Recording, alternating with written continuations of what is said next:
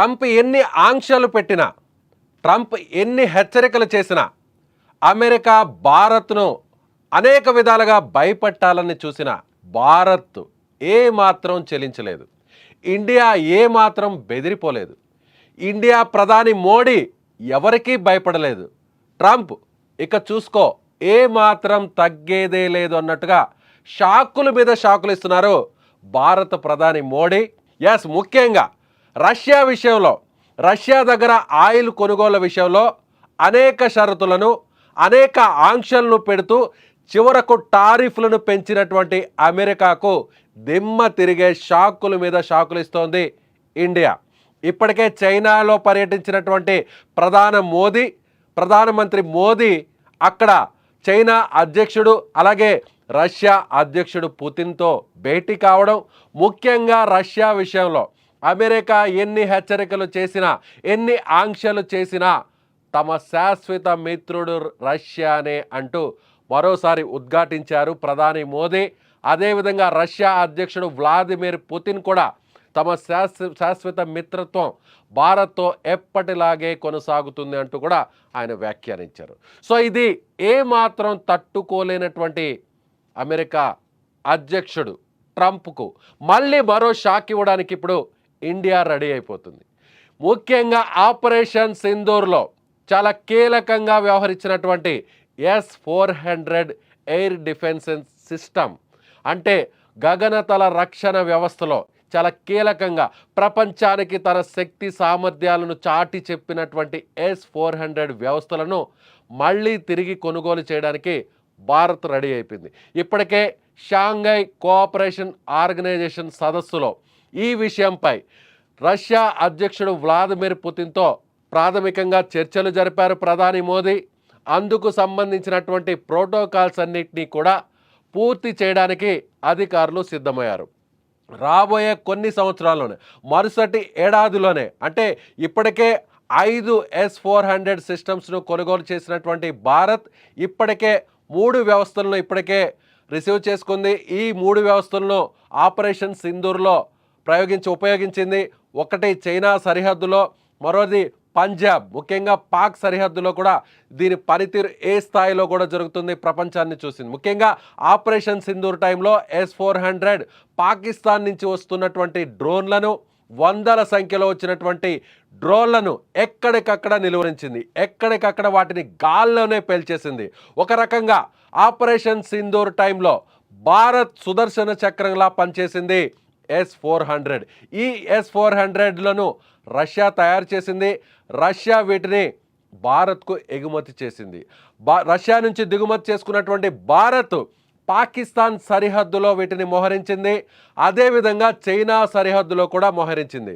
అయితే పాక్ సరిహద్దులో మోహరించినటువంటి S-400 అద్భుతంగా పనిచేసింది. 2018లో ఈ డీల్ కుదిరింది. దాదాపుగా 36,000 కోట్ల రూపాయలతో S-400 వ్యవస్థను రష్యా నుంచి దిగుమతి చేసుకున్నటువంటి భారత్ 5 వ్యవస్థలను మొత్తం దిగుమతి చేసుకునే విధంగా కూడా డీల్ కుదుర్చుకుంది.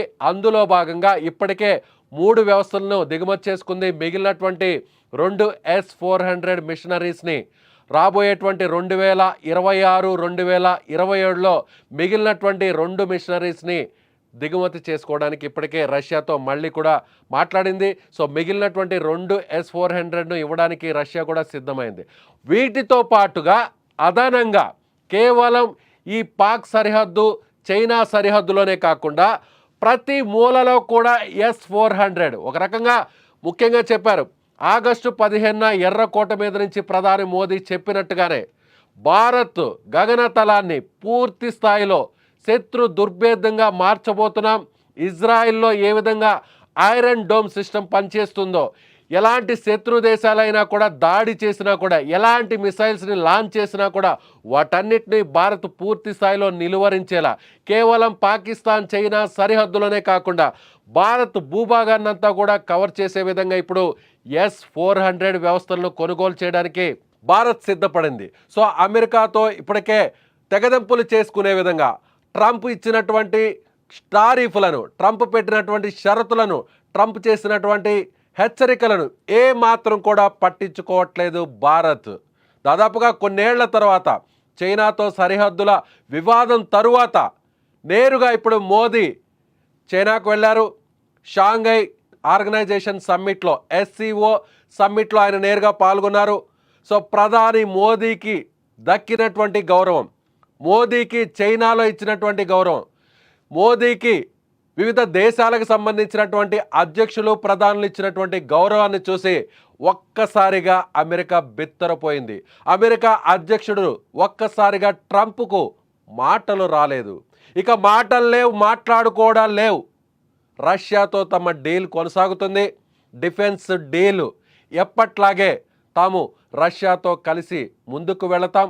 ఇకపై భారీ స్థాయిలో రష్యా నుంచి ఆయుధాలను మరింత ఎక్కువగా దిగుమతి చేసుకోబోతున్నామంటూ చెప్పకనే చెప్పేశారు మోదీ.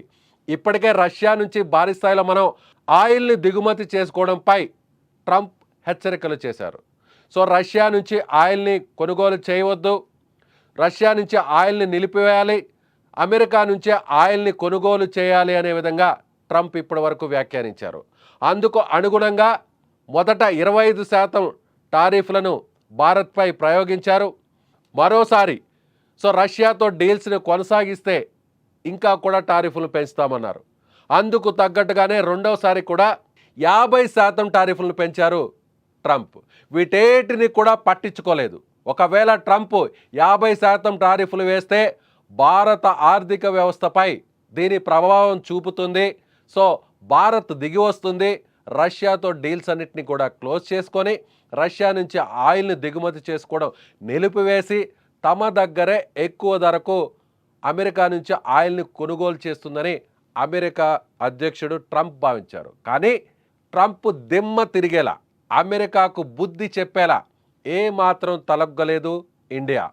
మన భారత ప్రధాని సింహంలా జోలు విదిర్చారు. నేరుగా చైనాతో సంప్రదింపులు జరిపారు. నేరుగా రష్యాతో మళ్ళీ సంప్రదింపులు జరిపారు.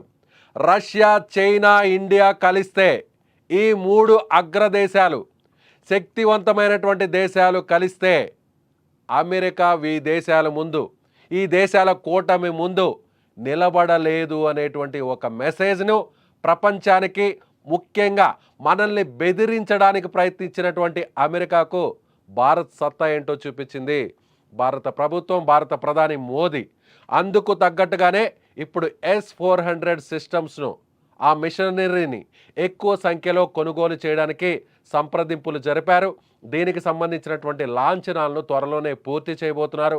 మరిన్ని S-400 వ్యవస్థలు, మరిన్ని S-400 భారతదేశానికి ఆపరేషన్ సింధూర్ టైంలో సుదర్శన చక్రంలా పనిచేసిన, పాకిస్తాన్కు బుద్ధి చెప్పినటువంటి S-400లు మరిన్ని భారత్కు రాబోతున్నాయి. ఇప్పటికే రష్యాతో కలిసి మనం డిఫెన్స్ విషయంలో దాదాపుగా 2020-2024లో ఒకసారి మనం పరిశీలన జరిపితే మన ఇండియా వివిధ దేశాల నుంచి దిగుమతి చేసుకున్నటువంటి ఆయుధాలను ఒకసారి పరిశీలిస్తే దాదాపుగా 36% రష్యా నుంచే మనం కొనుగోలు చేశాం. ఆ తర్వాత 33% ఫ్రాన్స్ నుంచి కొనుగోలు చేశాం. ఆ తర్వాత 13% ఇజ్రాయెల్ నుంచి కొనుగోలు చేశాం. మొదటి ప్లేస్లో మనం రష్యా నుంచే ఆయుధాలని కొనుగోలు చేస్తున్నాం.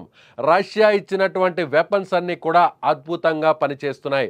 అలాగే రష్యాతో కలిసి ఇండియా కలిసి పనిచేసినటువంటి బ్రహ్మోస్, ప్రపంచంలోనే శక్తివంతమైనటువంటి మిసైల్స్లో ఒకటిగా పేరు తెచ్చుకున్నటువంటి బ్రహ్మోస్.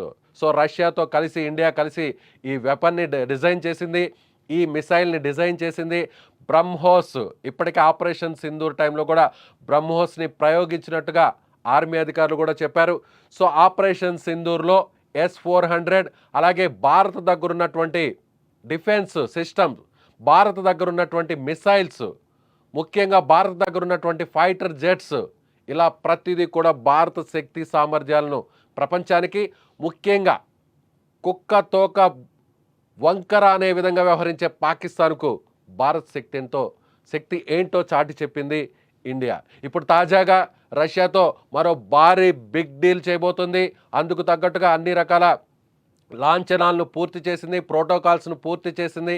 త్వరలోనే వీటికి సంబంధించినటువంటి ఈ ఫైళ్ళ మీద అటు ఇండియా, రష్యా కూడా సైన్ చేయబోతున్నాయి. మరిన్ని S-400 సిస్టమ్స్ ఇండియాకు రాబోతున్నాయి. అదేవిధంగా ఇప్పటికే రష్యా నుంచి భారీ స్థాయిలో హెలికాప్టర్స్ను, సుకోయ్ యుద్ధ విమానాలను కొనుగోలు చేసింది. వీటి పనితీరు అద్భుతంగా పనిచేస్తుంది. అదేవిధంగా లైసెన్స్డ్ ప్రొడక్షన్ను కూడా, ముఖ్యంగా ఈ హెలికాప్టర్స్ విషయంలో కావచ్చు, ముఖ్యంగా బ్రహ్మోస్కు సంబంధించి కావచ్చు, ఇలా అనేక ప్రాజెక్టులో రష్యాతో కలిసి పనిచేస్తుంది. ఇక మీదట కూడా కలిసి పనిచేస్తాం. S-400తో పాటుగా S-500 సిస్టమ్ను కూడా, డిఫెన్స్ సిస్టమ్ను కూడా, ఎయిర్ డిఫెన్స్ సిస్టమ్ని త్వరలోనే తయారు చేయబోతున్నాం అని కూడా భారత్ చెబుతుంది.